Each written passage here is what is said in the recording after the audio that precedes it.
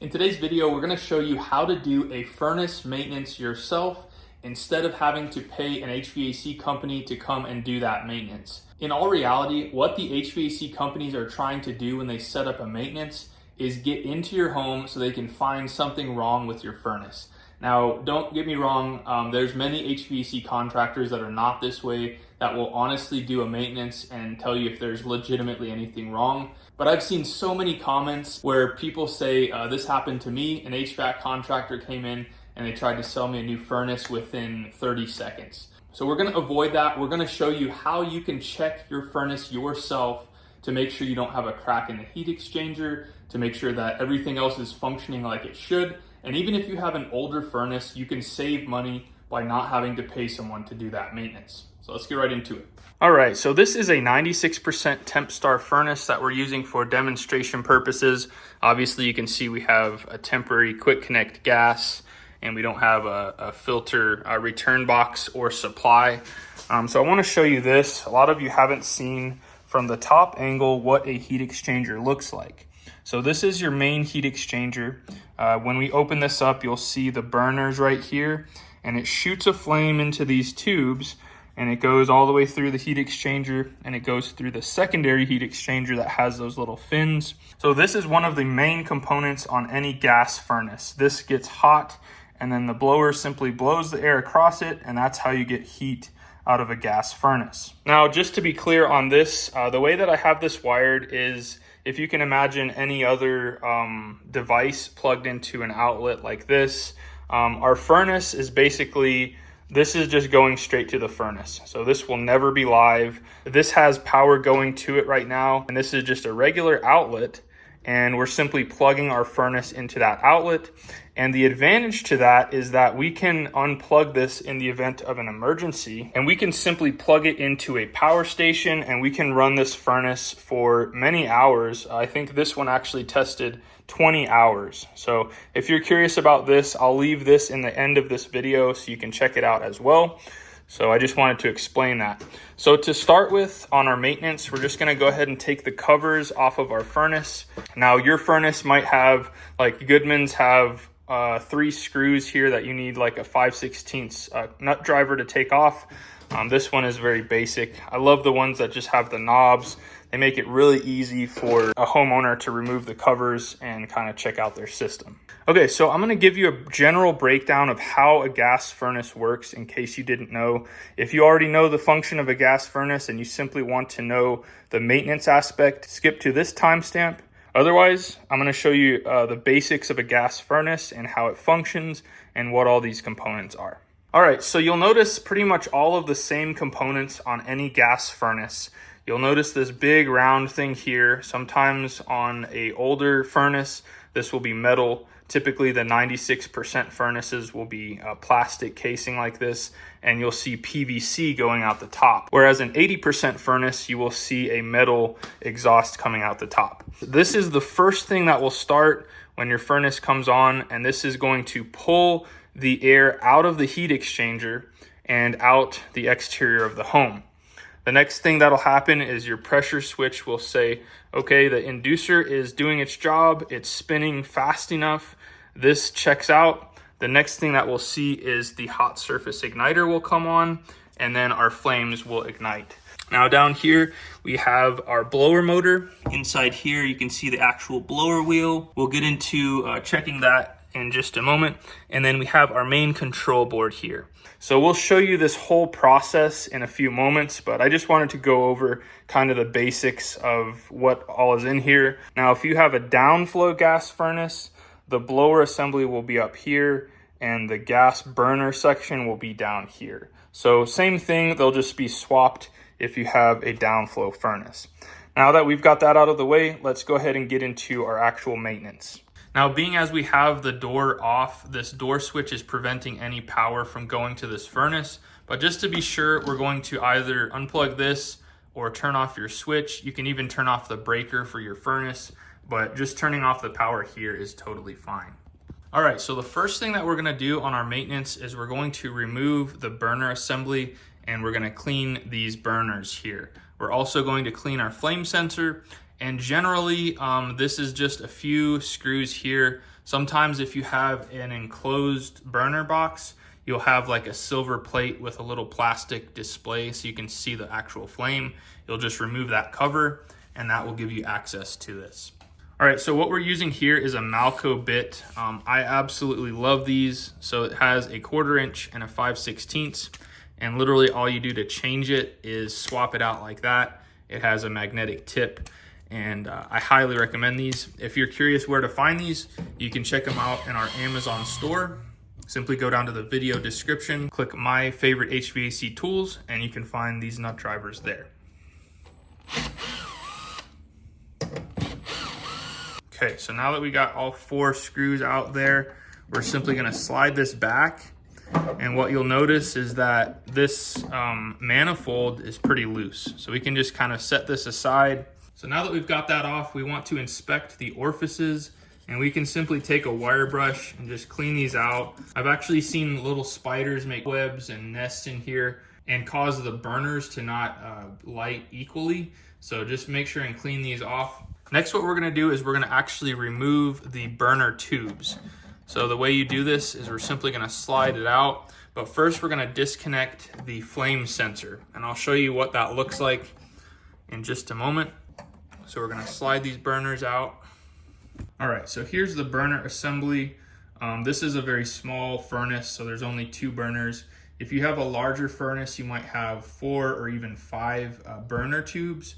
And you simply want to slide these out, and you just want to make sure that this end and this middle little sleeve here is clean, because on a 4 burner, where your ignition source is, it'll ignite this burner over here, and then it will travel by means of this. Now, being as this is 2 tubes, you can see right there our igniter is directly in the center. Now, if our igniter was over here and we had, like, say 4 burners, it would ignite this one over here, and it would travel, the gas would travel through this little opening here, light this one, travel to the next one, light this one, and finally the last one. So you want to make sure that this is fully open. If there's a spider's nest over the summer in here, you'll only have 2 of the burners or even 3 light instead of all 4, and that is a potentially dangerous situation.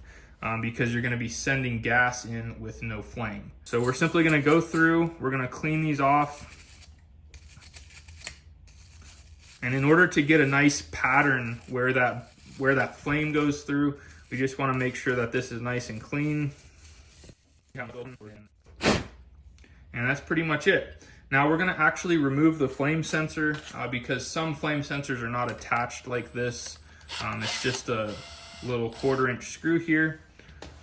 We're gonna slide this one out, and these only go in one way. As you can see, the screw is meant to be right here, so you can't put this in the wrong way. But if you'll notice right here, we can see this black buildup.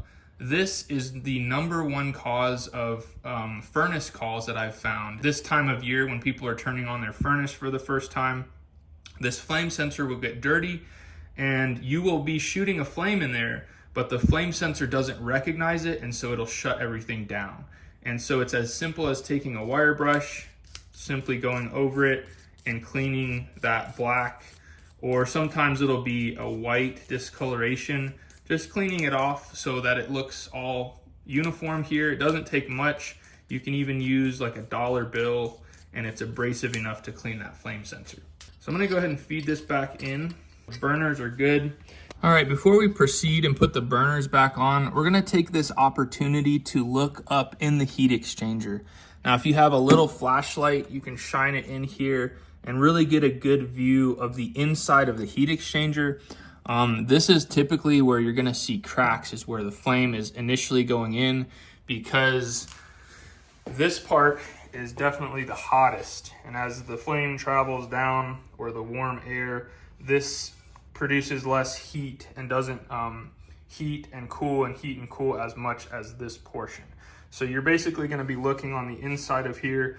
Obviously you wouldn't see any of this because your evaporator coil or your duct work would be here.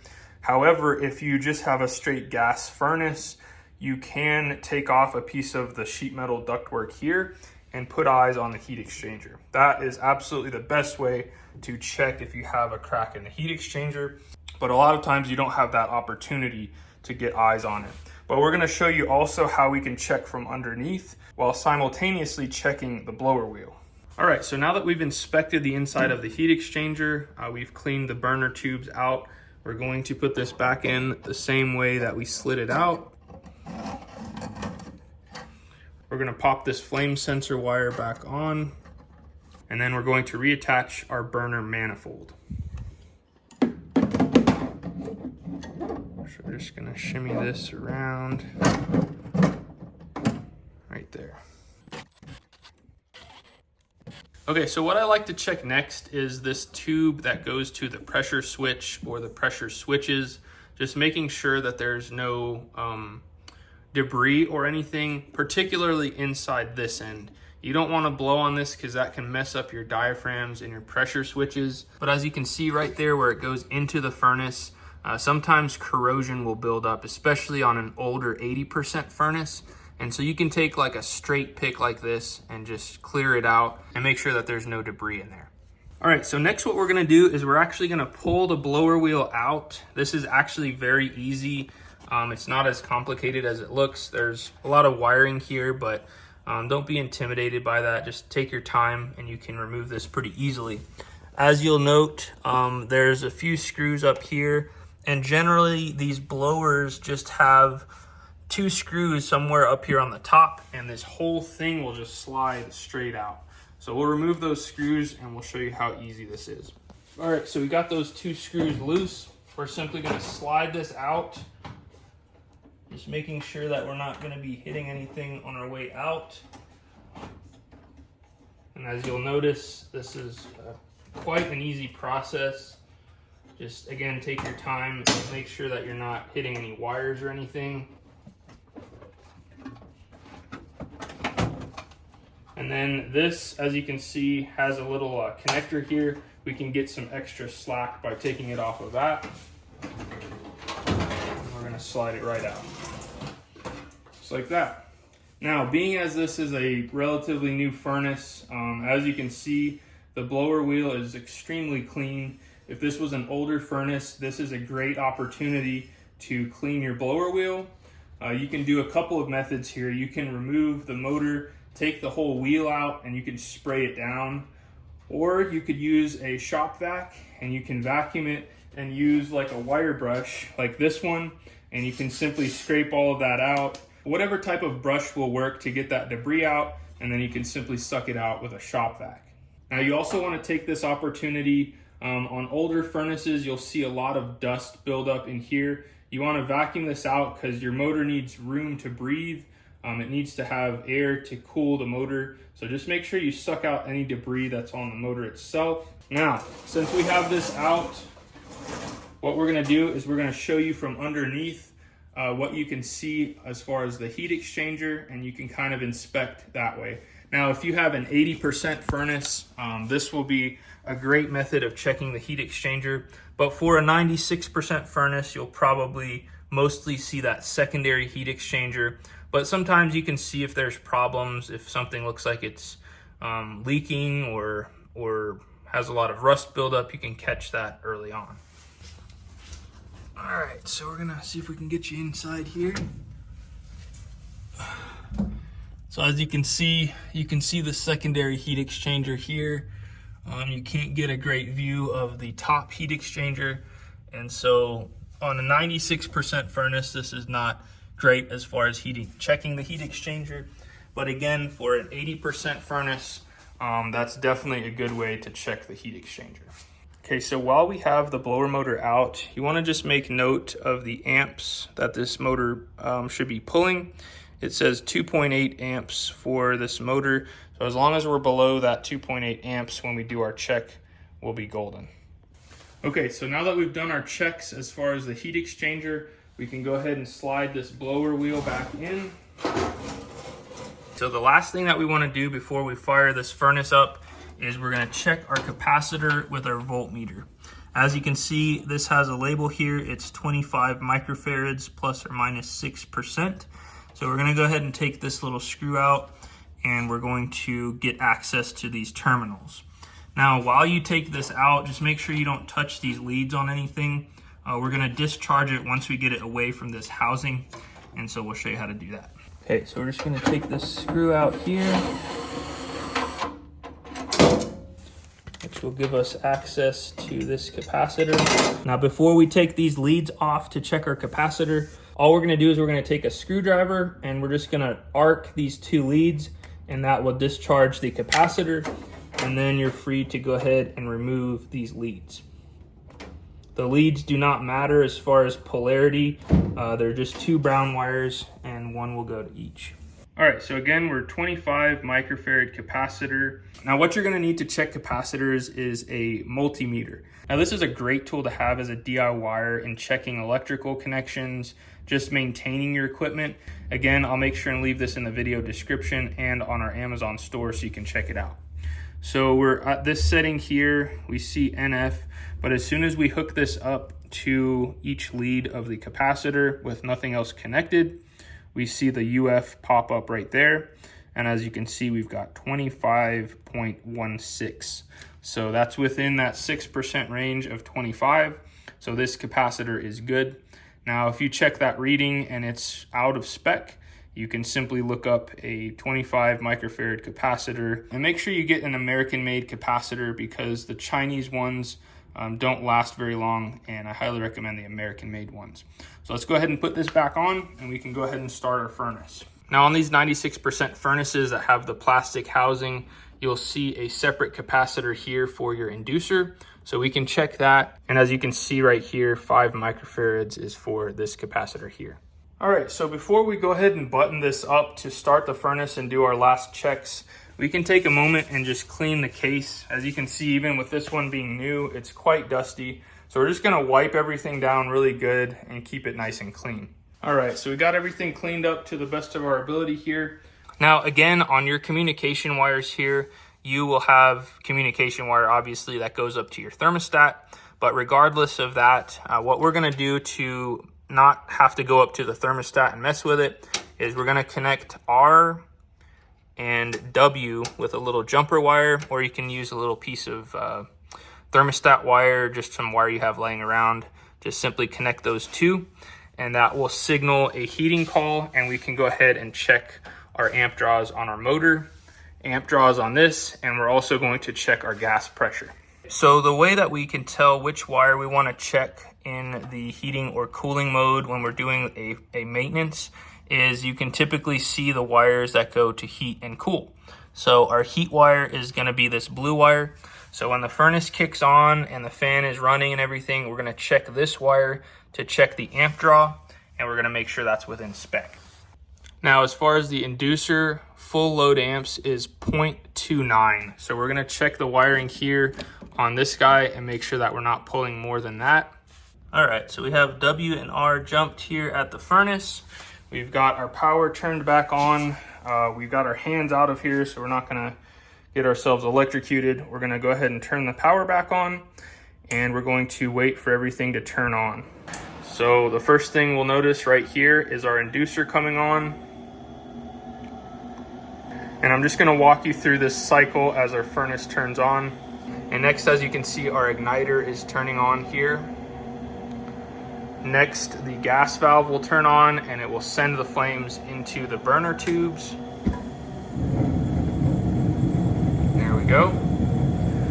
And then after the heat exchanger warms up for about 30 seconds, our blower motor will come on, and then we will check our blower motor amp draw first, and then we'll check our inducer, and lastly, we'll check our gas pressure. Now, while this is running, just something to note on your furnace. So our blower just came on. You should not see any orange, like large amounts of orange when the blower motor kicks on. We saw about the same amount of orange, little flickering like that is okay. We're burning things off since we just cleaned those burner tubes, and maybe this hasn't run at all for the season yet. But if you see a lot of orange in your flames, that's a good indicator that you have an issue with your heat exchanger, and you might want to call in a pro and have them check it out. Now, again, that's a slippery slope. You want to call in a few to get opinions, but you definitely don't want to go with the first one that you get. And again, as long as your burners are blue like this with not a lot of orange, you're golden, and you shouldn't have to worry about heat exchangers or things that people try to say to scare you when it comes to heat exchangers. Now, the reality is what's happening here is when this fan comes on, it's actually pulling air through the heat exchanger. It's like sucking, so the heat exchanger is in a vacuum. It's pulling the air through. So even if you did have a crack in your heat exchanger for whatever reason, what would happen is air that's passing through here would enter into the heat exchanger and not vice versa. It's very rare that carbon monoxide actually comes out of the heat exchanger unless there is a massive crack. So just something that you can be aware of. All right, so now that we're running here, we're gonna check our amps. Remember, our blue wire is for heating mode. We've got 1.9 amps, so we're well below that 2.8 mark there. Our blower is golden.